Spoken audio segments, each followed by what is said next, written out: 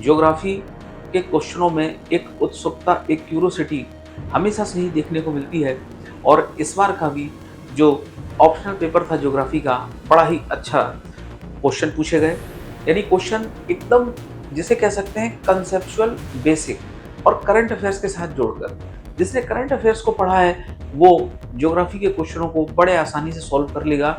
Physical geography एकदम जिसे कह जा सकते हैं बनाया जा सकता था, कोई ऐसी बड़ी दिक्कत नहीं थी।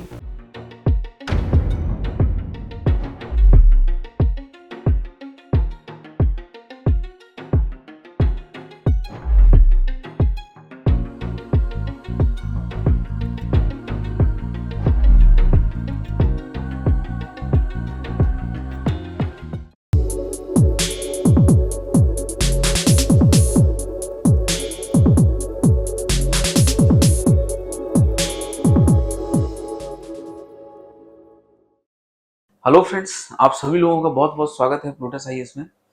मित्रों, दोस्तों, जैसा कि अभी यूपीएससी की मेंस परीक्षा संपन्न हुई है और जितने भी ऑप्शनल्स यूपीएससी में पूछे जा रहे हैं उनमें से एक ज्योग्राफी ऑप्शनल, जो कि चिरपरिचित जाना माना ऑप्शनल है और हमेशा से ही ज्योग्राफी के क्वेश्चनों में एक उत्सुकता, एक क्यूरोसिटी हमेशा से ही देखने को मिलती है और इस बार का भी जो ऑप्शनल पेपर था ज्योग्राफी का, बड़ा ही अच्छा क्वेश्चन पूछे गए। यानी क्वेश्चन एकदम जिसे कह सकते हैं कंसेप्चुअल, बेसिक और करंट अफेयर्स के साथ जोड़कर।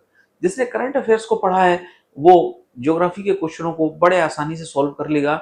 फिजिकल ज्योग्राफी एकदम जिसे कह जा सकते हैं बनाया जा सकता था, कोई ऐसी बड़ी दिक्कत नहीं थी। और जो जीएस में ज्योग्राफी का पार्ट पूछा गया वो भी बड़ा आसान था। तो ज्यादातर उन लोगों को दिक्कत आएगी जिन्होंने ज्योग्राफी को करंट अफेयर से जोड़कर नहीं देखा होगा, विशेषकर अभी हाल में ही जो पिछले कुछ 1 साल 2 साल से जो घटनाएं हुई होंगी। ज्यादातर हमें क्वेश्चन, यानी हमें एक ज्योग्राफी में एक हमें परसेप्शन दिखाई दे रहा है और वो परसेप्शन ये है कि आपको फिजिकल ज्योग्राफी बेसिक तो अच्छा होना ही चाहिए, इसके साथ साथ आपके करंट अफेयर्स के मुद्दों पर भी कुछ ना कुछ महत्वपूर्ण पकड़ होनी चाहिए। तो आइए देखते हैं कि इस बार यूपीएससी मेंस 2025 में ज्योग्राफी का पेपर कैसा रहा। यूपीएससी मेंस ज्योग्राफी का पेपर कैसा रहा।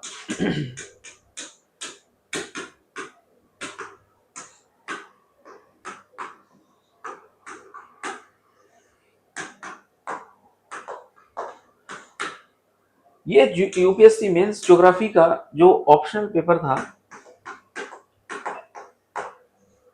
ऑप्शनल कैसा था, आइए हम लोग इसको समझने का प्रयास करते हैं। ऑप्शनल पेपर, ये जो ज्योग्राफी मेंस का ऑप्शनल पेपर था। अब देखिए ये क्वेश्चन जो है, आज हम लोग इसके पार्ट 1 को कंप्लीट करेंगे। देखिए क्वेश्चन है, ये मात्र 150 शब्दों में आंसर लिखना है। यानी आपको 1 से सवा पन्ना भरना है, इससे ज्यादा आपको नहीं लिखना है। और देखिए पहला क्वेश्चन जो है, वो पहला क्वेश्चन आपसे पूछा जा रहा है कि हिमनद झीलों विस्फोट में बाढ़ के कारणों की व्याख्या कीजिए। ये मुद्दा अभी बहुत समय से हमने उत्तराखंड में देखा, हमने अलास्का में कुछ ग्लेशियर को पिघलते हुए देखा, हमने जो है नॉर्थ पोल पर ये सारी देखी, जिसे जीएलएफओ कहा जाता है। और ये हिमनद झील जो विस्फोट है, ये किसके कारण होता है? यदि मोरेन जो बांध है वो टूट जाए, मोरेन बांध का टूटना, इसके कारण तापमान की वृद्धि, तापमान की वृद्धि, इसके साथ साथ जो है भूकंप, इसके साथ साथ ज्वालामुखी, ज्वालामुखी और सबसे मेन जो कारण होता है वो होता है जलवायु का परिवर्तन। ये जो है इसे हम GLOF कहते हैं। यानी हिमनद झीलों में जो अचानक बर्फ पिघलना और अचानक बाढ़ आना, उसमें जो है जो प्राकृतिक रूप से जो तटबंध बने होते हैं, जैसे हम मोरेन कहते हैं, इस प्रकार से जो मोरन होते हैं इसे हम लेटरल बोलते हैं, लेटरल। पार्श्व, ये जो है इनका जो है तटबंधों का टूट पाना, यानी इसको मैं आपको डायग्राम के माध्यम से भी बता सकते हैं, बताया जा सकता है। इसको डायग्राम के माध्यम से भी, इसको जो है डायग्राम के माध्यम से भी हम समझ सकते हैं। देखिए ये जो GLOF जो है, हिमनद झीलों में विस्फोट, बाढ़ की विफलता के कारण हिमोड़ बर्फ बांध, भाई जैसे मैंने मोरेन कहा, तो उसके कारण जो है अक्सर नीचे की ओर विनाशकारी बाढ़ें आती हैं। यानी मोरेन बांध टूट जाए, तटबंध टूट जाए, तो उसके कारण विनाशकारी बाढ़ें आती हैं। इसमें अचानक पानी का रिसाव तीव्र होता है, ये घटनाएं तीव्र गति से होती हैं और कई घंटों तक, तो जैसे बाढ़ आई और कई जो है पूरे एक क्षेत्र को, जिसे कह सकते हैं तबाही के रूप में, जो है एक बड़े क्षेत्र को प्रभावित कर दिया। यानी इसके परिणाम स्वरूप नदी के निचले हिस्से में बड़े पानी में जो है बड़ी मात्रा में पानी निकलता है, जिसके कारण अक्सर बाढ़ आ जाती है। ठीक है, ये अलास्का का फोटो है। इसमें आगे देखते हैं, देखिए अब ये जो झीलें हैं, ये ग्लेशियर हैं, धीरे धीरे क्या होते जा रहे हैं, सिकुड़ते जा रहे हैं। भूटान हिमालय में ग्लेशियर के पीछे हटने के कारण ग्लेशियर झीलों का तेजी से विकास हुआ है, ये भी इसका एक कारण है। हिमनद झीलों की स्थिति, आगे बढ़ते हैं। ये देखिए, ये ग्लेशियर है, ये लेक है, ये लेटरल मोरेन है, ये लेटरल मोरेन है, इसी को ही हम मोरेन बांध कहते हैं। और ये मोरेन का बांध जब जैसे ही ये टूटेगा, अचानक बाढ़ आ जाती है। ठीक है, ये पूर्वी नेपाल में जो है इस प्रकार से। आगे बढ़ते हैं नेक्स्ट, तो इसी प्रकार जैसे ये ग्लेशियर है और ये नदी है, ठीक है, अब इस ग्लेशियर का एक बड़ा हिस्सा टूट जाएगा तो निश्चित रूप से इस नदी में क्या आ जाएगी, बाढ़ आ जाएगी। ये इसका डायग्राम बनाया गया है। यदि बर्फ या हिमोड़ बांधों की विफलता, मोरेन बांध जो टूट जाए, तो ऐसी स्थिति में ये तीखे शिखर होते हैं, जिसे लेटरल जो है शिखर कहा जाता है, जिससे बर्फ संपर्क या भूस्खलन की तुलना में टूटने की संभावना अधिक हो जाती है और अधिकांश हिमोड़ ढीले, खराब ढंग से छाटे गए। यानी वही बातें जिसको इसके अंतर्गत समझाया गया है। आगे बढ़ते हैं, ये ग्लेशियर जैसे जैसे ये टूटेगा, मोरेन डैमेज लेक, और फिर यहाँ पर जो लेवल था, इससे क्या हो जाएगी, बाढ़ का जो है खतरा बढ़ता जाएगा। और देखिए ये मोरेन बांध है, ये लेटरल पार्श है, ये मोरेन ब्रीच है और ये ग्लेशियर है। धीरे धीरे ग्लेशियर खिसकते जा रहे हैं, जिसके कारण ये सारी प्रोसेस होती है। और इसी में ही जो है GLF हमने ये पढ़ने का प्रयास किया। अब देखिए ये इसी के ही अंतर्गत ये सारी चीजें हैं। चलिए आते हैं नेक्स्ट क्वेश्चन पर। नेक्स्ट क्वेश्चन है हमारा, नेक्स्ट जो हमारा क्वेश्चन है, आते हैं नेक्स्ट क्वेश्चन। तो नेक्स्ट क्वेश्चन है हमारा, ये हमारा नेक्स्ट क्वेश्चन है। तो हमने अभी हिमनद झीलों के विस्फोट में बाढ़ के कारणों की व्याख्या की। मृदा सर्पण क्या है, यानी सोली फ्लक्शन क्या होता है और इसके प्रभाव क्या हैं। तो आइए देखिए हैं, मृदा सर्पण को समझते हैं।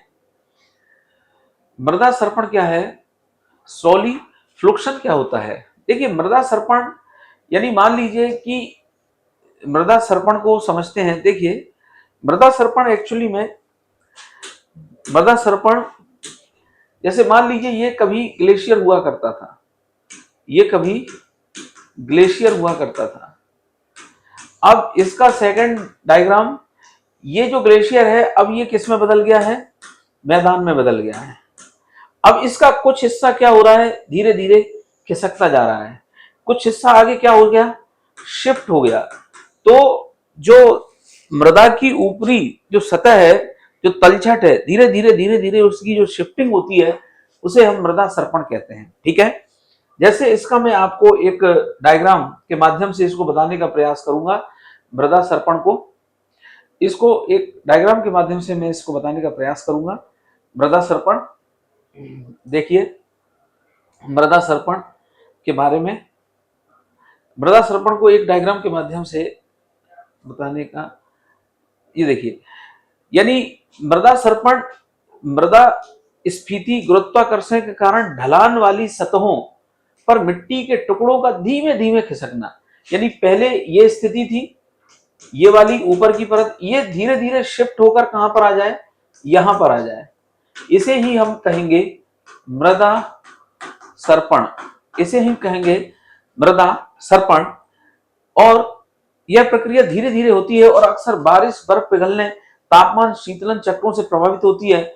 मृदा स्फीति के कारण सीढ़ी नुमा संरचनाएं बन जाती हैं। Very good.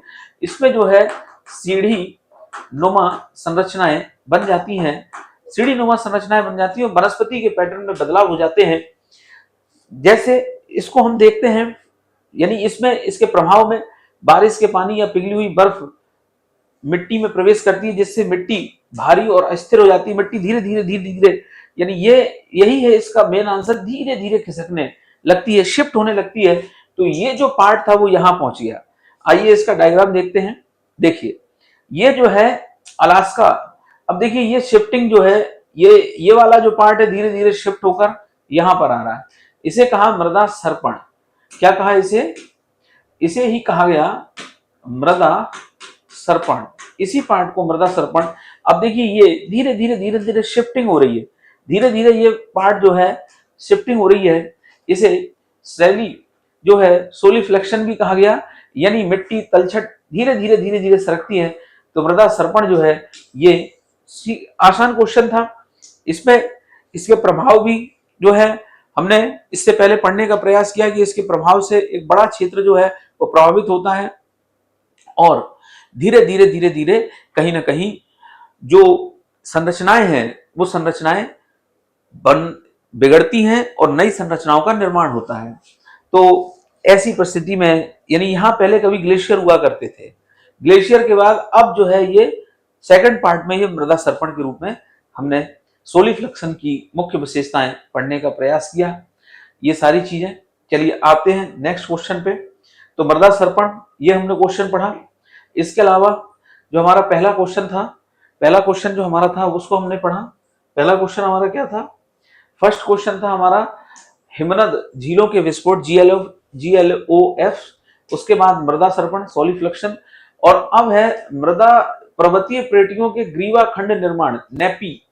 तो देखिए दो प्रकार की प्रक्रियाएं होती हैं भूगर्भ, ये भूगर्भीय इतिहास से क्वेश्चन पूछा गया पृथ्वी में। तो पृथ्वी में दो प्रकार की गतियां, एक होते हैं अंतर्जात बल और दूसरे होते हैं बहिर्जात बल।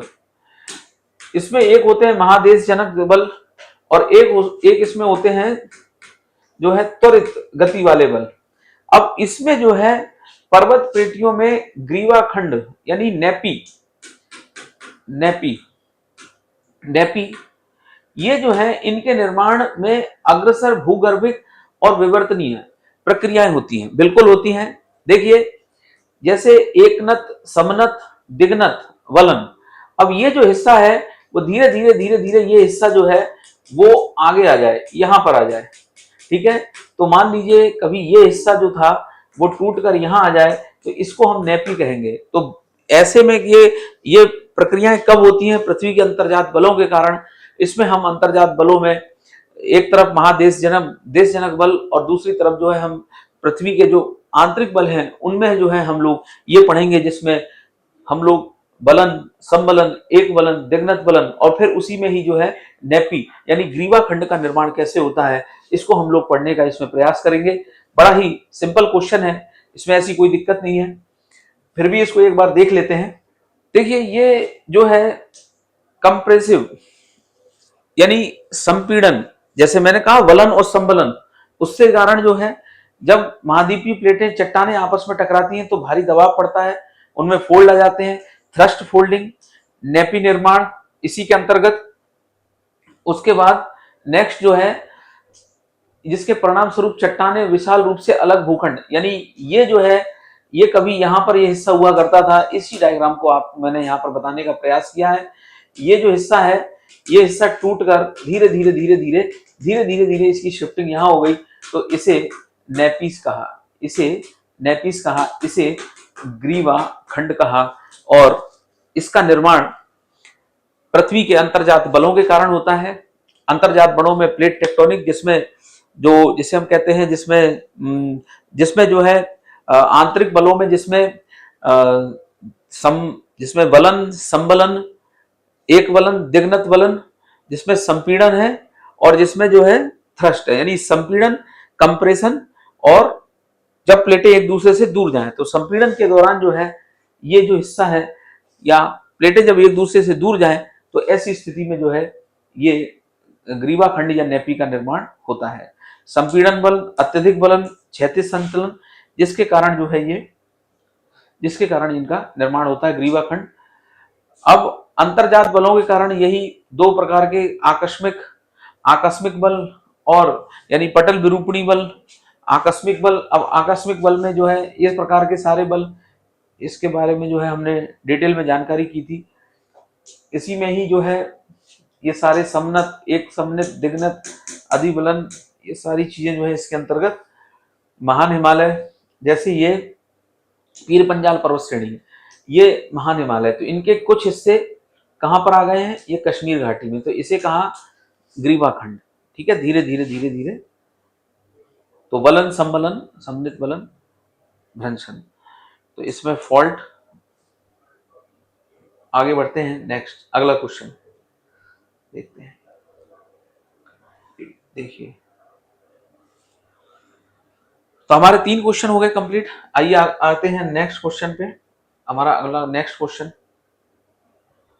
देखते हैं। देखिए, वायु राशियों एवं स्थानीय पवनों के बीच में संबंध बताइए। तो वायु राशि एवं स्थानीय पवनों के बीच में संबंध, ये हमारा नेक्स्ट क्वेश्चन है। वायु राशि एवं स्थानीय पवनों के बीच में संबंध, आइए हम लोग इसको समझते हैं। वायु राशि और स्थानीय पवनों के बीच में संबंध को, तो देखिए वायु राशियां का निर्माण कैसे होता है, वायु राशियों का निर्माण कैसे होता है समझने का प्रयास करते हैं। एक ही प्रकार की जब भौगोलिक दशाएं होती हैं तो वहां पर ठंडी जलवायु, गर्म जलवायु, यानी एक प्रकार से जैसे हम कहते हैं कि एक प्रकार का तापमान है, एक प्रकार की जलवायु है, जिससे जो है वायु राशि का निर्माण होता है। इसे हमने आगे जाके फ्रंट भी कहते हैं, वाताग्र भी। ठीक है, तो ये वायु राशि जो है ये ठंडी जलवायु, गर्म जलवायु या एक प्रकार की जलवायु विशेषताओं के कारण वायु राशियों का निर्माण होता है। अब इससे स्थानीय पवनों का बिल्कुल संबंध होता है। जैसे अफ्रीका के सहारा वाले स्थान में, जैसे यदि मैं बात करूं, जैसे ये वाला पार्ट जो है, ये वाला जो पार्ट है,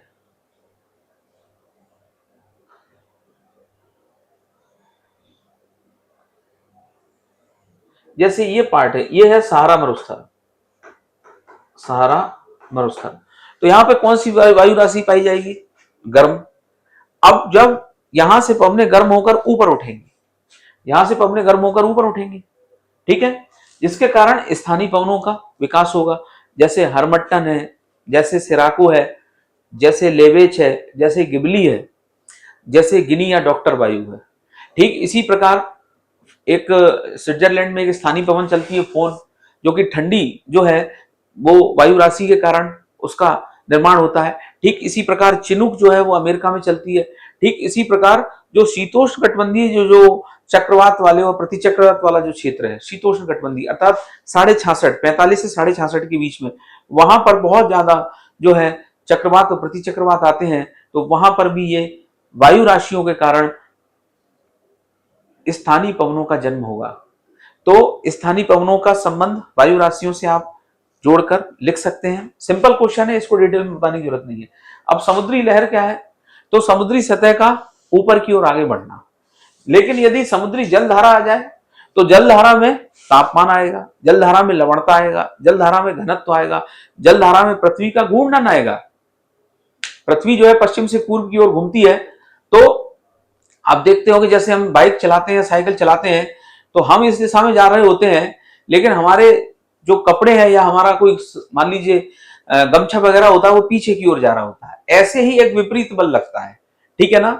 तो जैसे हमने कहा कि ये जो समुद्री जलधाराएं हैं इनका निर्माण कैसे होता है, तो समुद्री जलधाराएं इनका निर्माण जो है वो पृथ्वी के घूर्णन के कारण होगा। तापमान के अंतर के कारण होगा, लवणता के अंतर के कारण होगा, ठीक है। इसके अलावा घनत्व के अंतर के कारण होगा।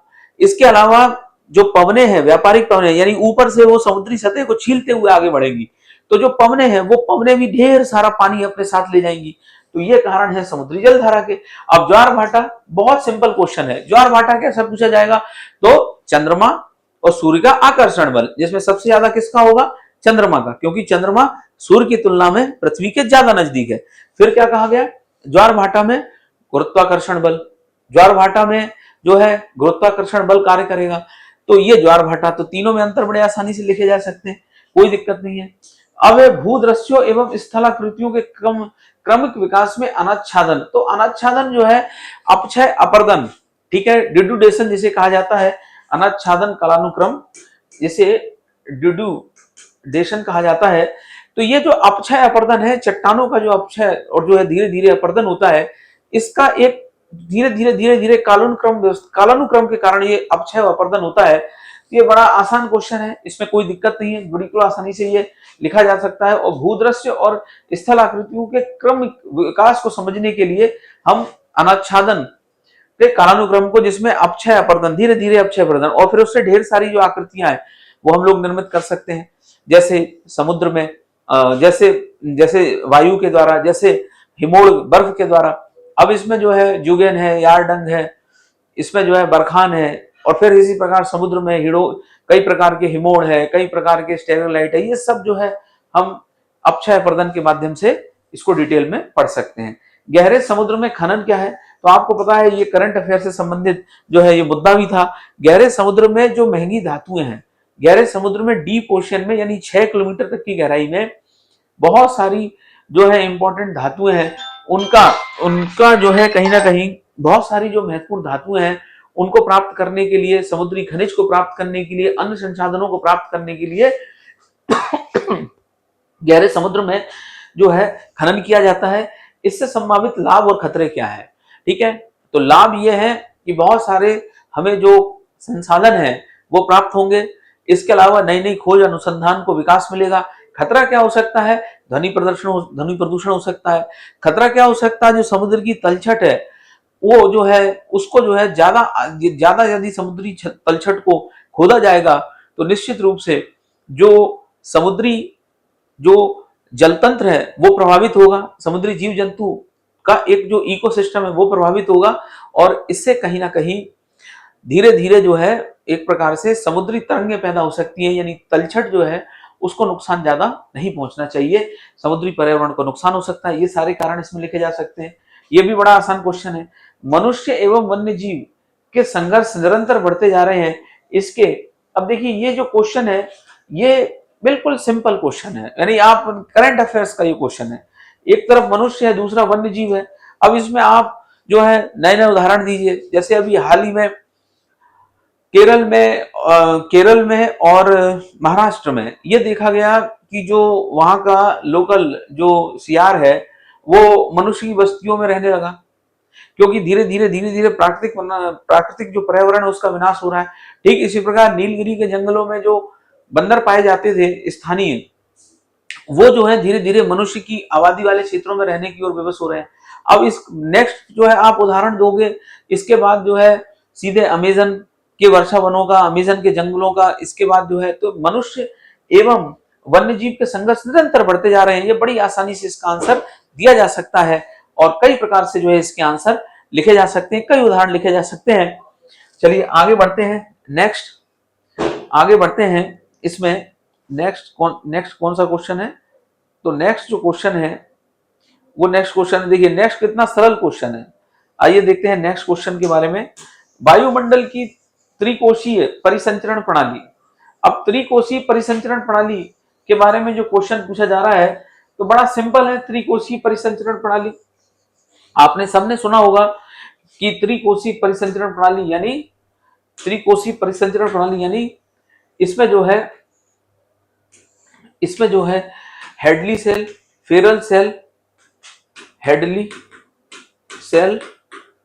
फेरल सेल, और ध्रुवीय सेल, ये लिखना है, बिल्कुल सिंपल। ये त्रिकोशीय परिसंचरण प्रणाली है। बहुत, ये तो स्टेट पीसीएस में भी इस प्रकार के इससे जो है क्वेश्चन पूछे जाते हैं, यानी कई क्वेश्चन तो ऐसे हैं जो जिनसे कठिन स्टेट पीसीएस क्वेश्चन पूछती है। चलिए आगे बढ़ते हैं। पारिस्थितिकी तंत्र पुनर्बहाली संयुक्त राष्ट्र दशक क्या है, यानी यहाँ पर वही बात जो है 2030, यानी इसमें जो नेक्स्ट क्वेश्चन है पारिस्थितिकी तंत्र पुनर्बहाली राष्ट्र दशक 2030 जो है इसका वो रखा गया है, और इसमें जो जीव जंतु है उसमें जीव जंतु प्राणियों का संरक्षण की बात कही गई है। संयुक्त राष्ट्र तंत्र पुनर्बहाली तंत्र कैसे यह कैसे पारिस्थितिक लक्ष्यों और खाद्य सुरक्षा विकास जैसी उभरती समस्याओं को जरूरतों को संतुलित करता है। आइए इसके क्वेश्चन को आंसर को देखते हैं। इसके क्वेश्चन को आंसर को हम लोग देखने का प्रयास करते हैं। ये अनाच्छादन अपक्षय अनाच्छादन वाला जो था, अपर्दन अपक्षय अध्ययन की विधि। देखिए, संयुक्त राष्ट्र संघ ने पारिस्थितिकी तंत्र पुनर्बहाली संयुक्त राष्ट्र दशक 2021-2030, ठीक है, में व्यापक राजनीतिक समर्थन, वैज्ञानिक अनुसंधान और वित्तीय सहायता में वैश्विक सहयोग की उम्मीद की है। और ये जो 2019 में संयुक्त राष्ट्र महासभा ने 2021 से 2030 में के दशक को क्या कहा है, पारिस्थितिकी तंत्र पुनर्बहाली यूएन दशक घोषित किया गया है। संयुक्त राष्ट्र पर्यावरण कार्यक्रम है एवं खाद्य एवं कृषि संगठन, तो यानी दोनों के लक्ष्यों को इसमें पूरा किया जाएगा। ये जो दशक है इसका विजन, उद्देश्य, संगठनों की भूमिका, जिम्मेदारी, सफल पुनर्बहाल निगरानी करना है। इसमें जो है दशकों के लिए ऐसे विश्व का निर्माण करना है जहां वर्तमान और भविष्य में पृथ्वी के सभी जीवों को, देखिए, स्वास्थ्य, कल्याण और मनुष्यों की प्रकृति के बीच में संबंधों को बहाल करना है। विशेषकर स्वास्थ्य पारिस्थितिकी तंत्र क्षेत्र में वृद्धि करनी है, पर्यावरण के नुकसान और गिरावट में कमी लानी है।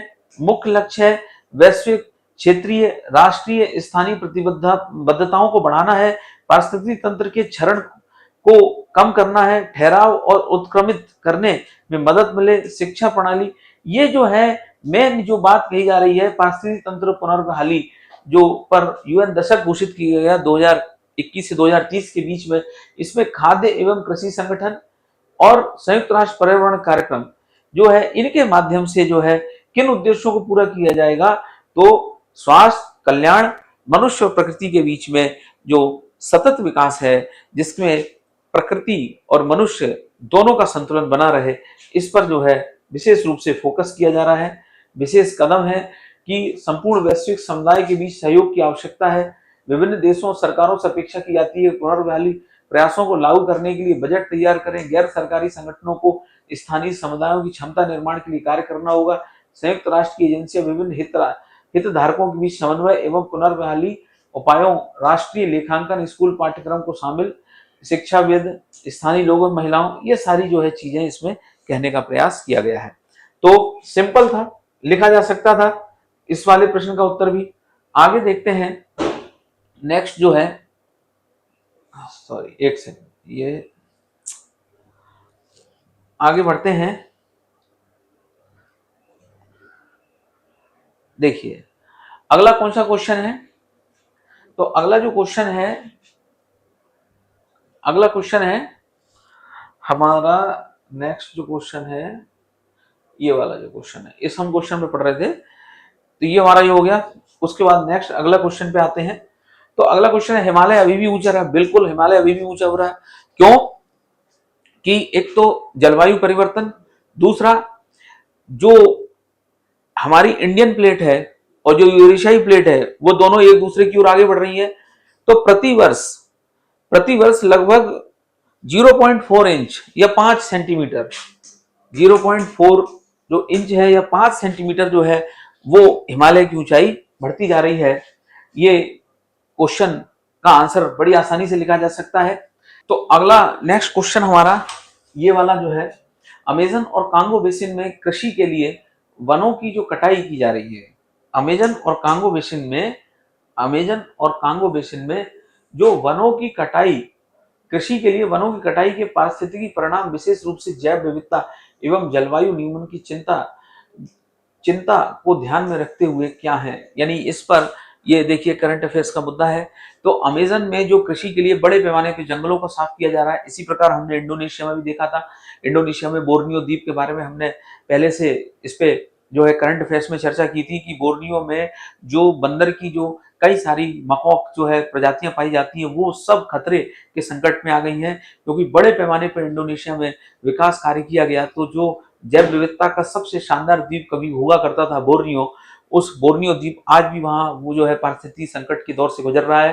ठीक यही प्रक्रिया अब हमें अमेजन और कांगो नदी के बेसिन वाले क्षेत्रों में देखने को मिल रही है, क्योंकि यहाँ पर लगातार जनसंख्या के बढ़ते हुए दबाव के कारण जंगलों को साफ किया जा रहा है, खेती की जा रही है। ऐसी परिस्थिति में हम जो है उदाहरणों के साथ साथ और नए नए जो है घटनाओं के साथ साथ हम इसका आंसर लिखेंगे।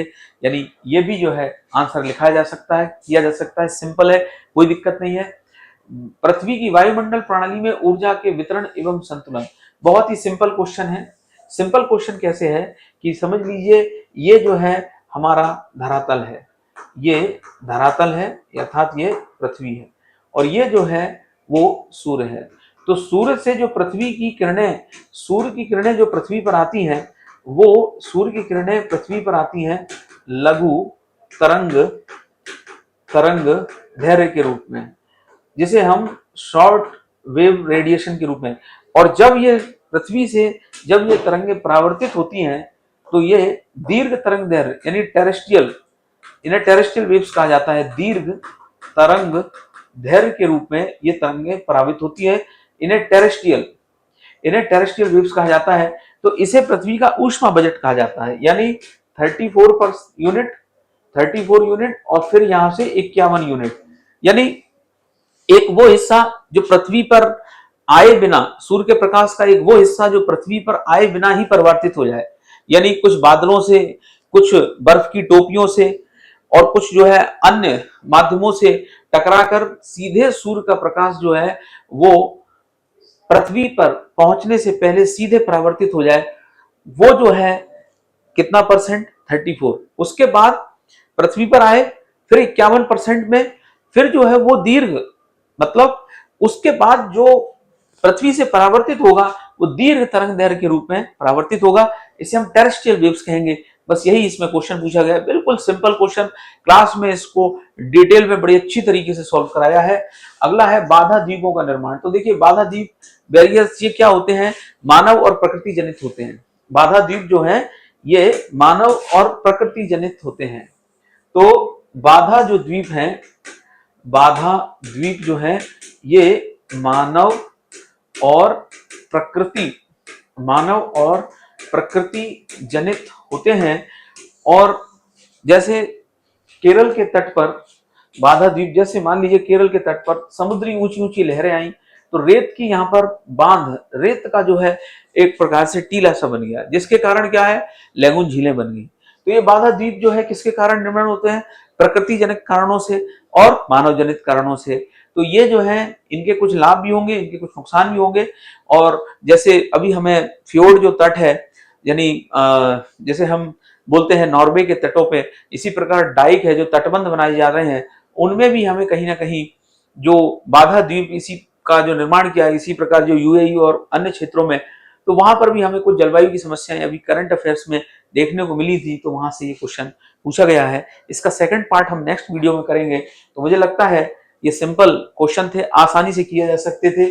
यानी बाधा द्वीप का निर्माण प्रकृति मानव जनित, यानी पृथ्वी का ऊष्मा बजट कितना परसेंट पृथ्वी पर सूर्य का प्रकाश आता है और परावर्तित होता है दीर्घ तरंग दैर्घ्य के रूप में, वो कितना परसेंट, आसानी से इसको लिखाया जा सकता है। अमेजन कांगो बेसिन में वनों की कटाई से किस प्रकार से वहां की जलवायु और परिस्थिति जो संतुलन है वो बिगड़ रहा है लगातार, और फिर हिमालय अभी भी ऊंचा हो रहा है, क्योंकि एक तरफ यूरेशियाई प्लेट है, दूसरी तरफ इंडियन प्लेट है, जो गोंडवाना लैंड का ही पार्ट था, जिसके कारण जो है ये दोनों प्लेटें अभी भी टकराती हैं। तो कहीं ना कहीं हर साल जो है 0.2 इंच हिमालय की ऊंचाई बढ़ती जा रही है।